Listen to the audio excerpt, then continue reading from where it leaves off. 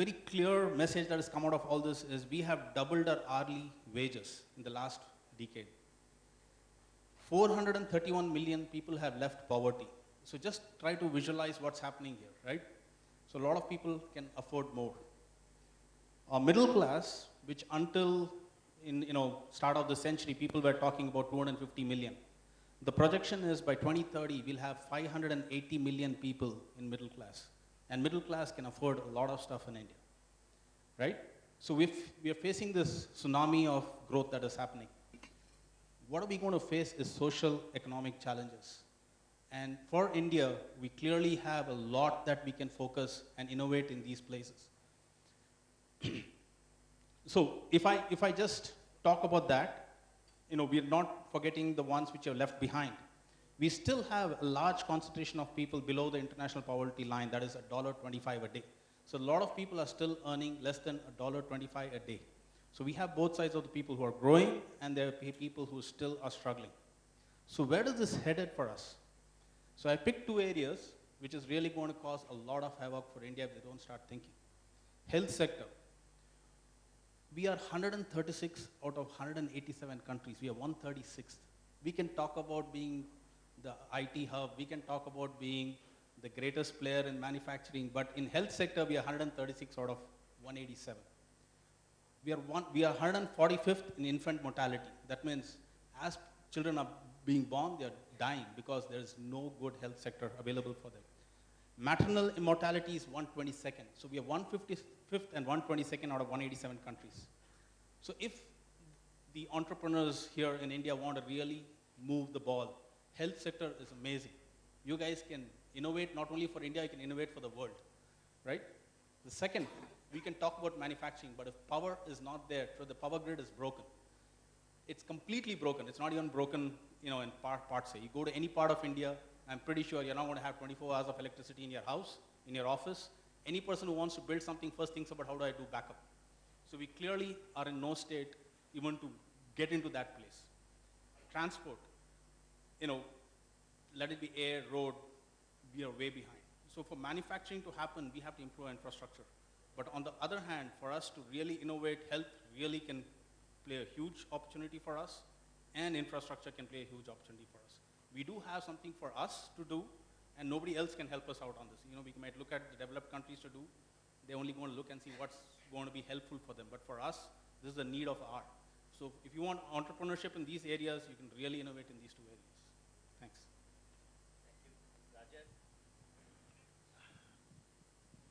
Thank you, Pankaj. I think all my fellow panelists talked about the bigger picture and all the statistics and all that.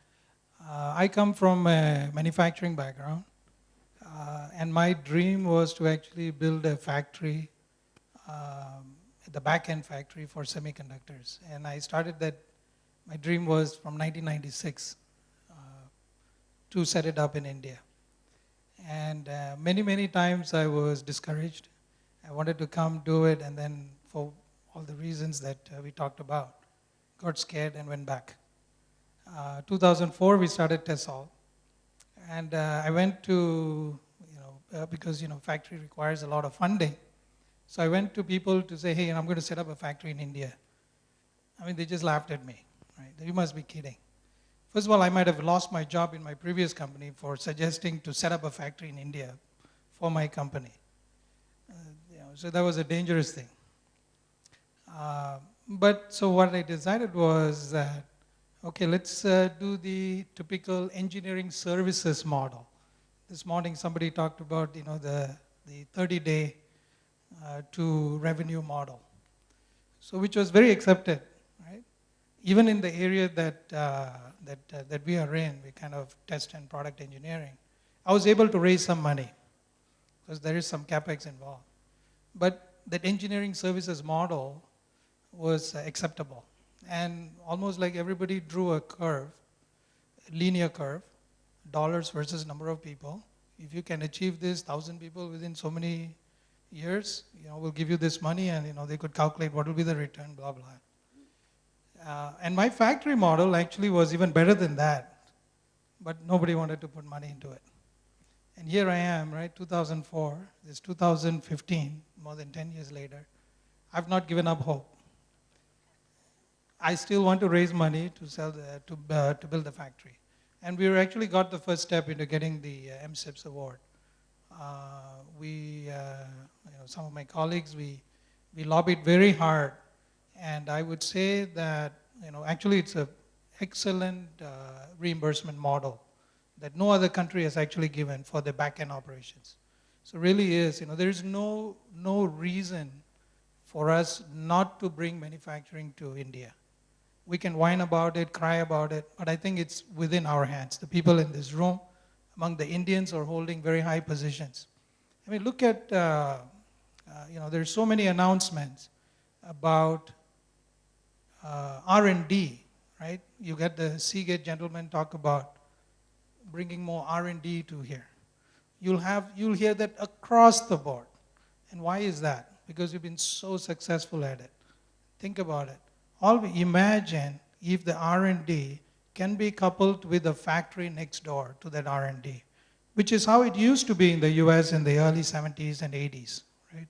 When I used to work in TI, we had the factories right there, and everything was done there, right? There's a lot of efficiency, right?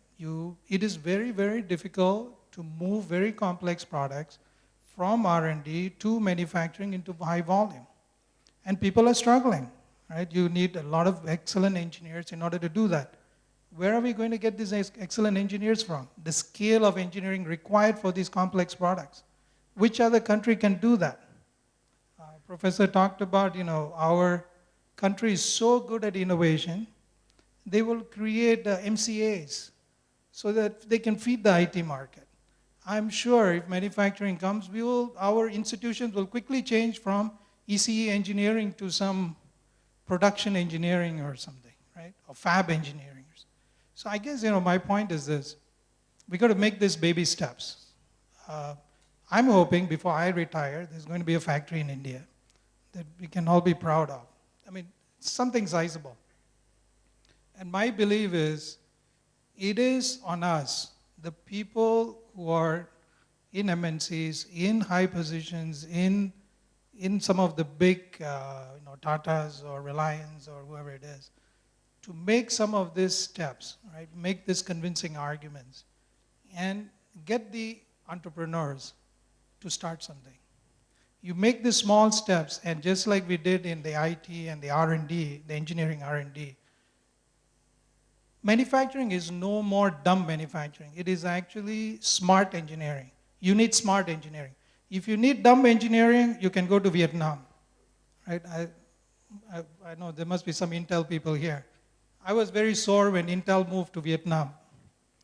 I could not understand what is so unique about Vietnam that we had so many, in terms of every metric that I looked at, we were far better. And yet they made the investment in Vietnam. I could not see the logic behind it, but that's what happened.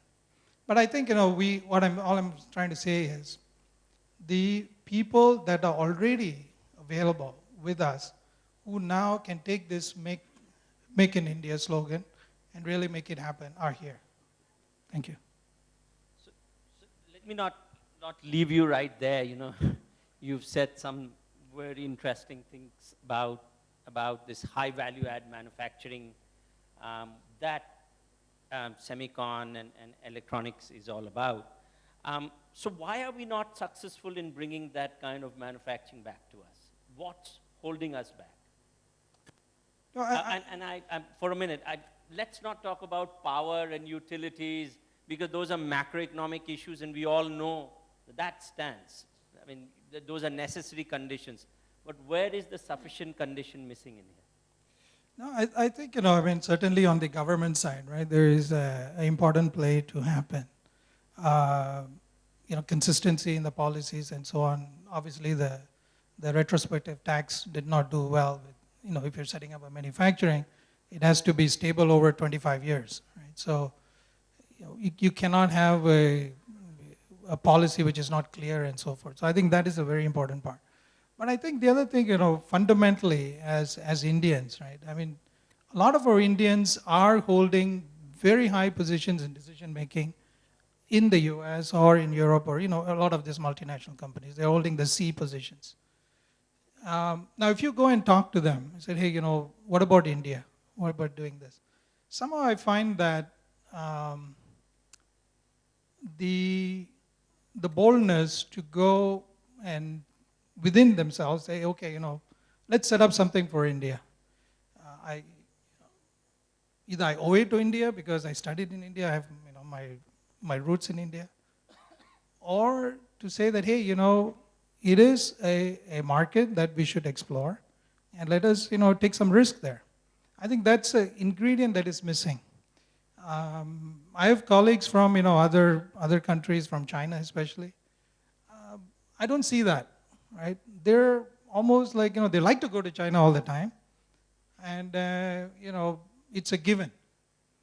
I think the third piece is from just a financial, funding and so forth. They almost like pigeonhole India into a IT services, hub. And probably they don't want everything to be done in India. Maybe India will become too powerful or something. So let's put manufacturing here, put R&D here, and warehouse somewhere else. So I don't know. I'm not a big company guy, so I have no idea about the strategy. Ganesh, everybody generally talks about a missing ecosystem in this sector. There was somebody who was telling me the other day that they want to make photovoltaic cells, but the silver paste that comes to join it together has to be imported. I mean, this is the simplest of all the examples. What do you think should both the industry and the government be doing to make this ecosystem lay out the way it should be? A very good point. So I will quote 5 companies, and you can go through their history and figure out why they were successful. Let's start off with Samsung. Let's start off with Huawei. Let's start off with ZTE, TSMC, and you can take the current entire Japanese semiconductor industry.